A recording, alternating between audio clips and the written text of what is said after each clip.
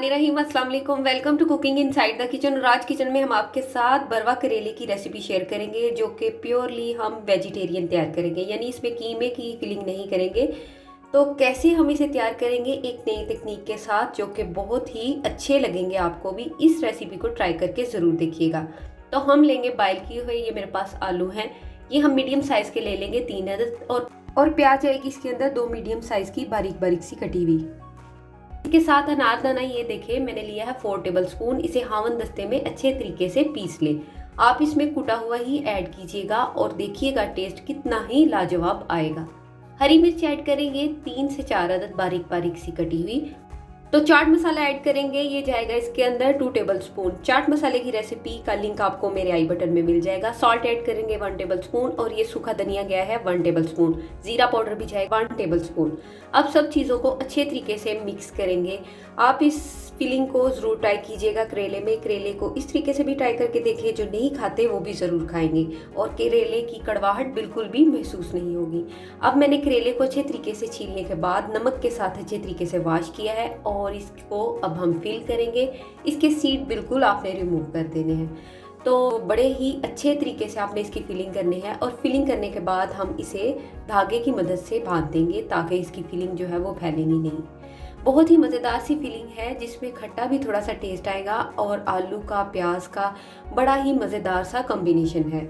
तो करेले जो है आप इस तरीके से भरवा तैयार करके देखें, यकीनन आपको ज़रूर पसंद आएंगे। तो मैंने सारे करेलों को भर लिया था। अब हम इसके ऊपर धागे से इसे अच्छे तरीके से रोल करेंगे, ताकि इसकी फीलिंग निकल नहीं पाए।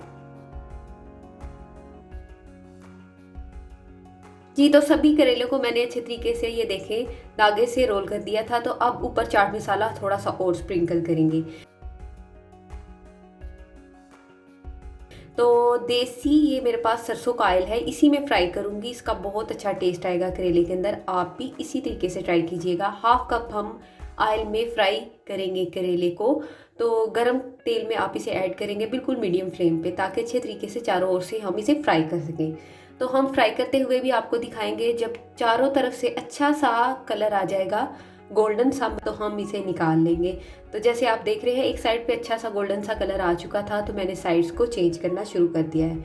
अब इसी तरीके से हम साइड को चेंज करेंगे, और फिर थोड़ी देर बाद जब देखें कि इसकी साइड्स पे भी कलर आ गया था, तो हम इसकी साइड्स को भी अर्थ परत करते रहेंगे, ताकि चारों तरफ से अच्छे तरीके से करेले कुक हो जाए।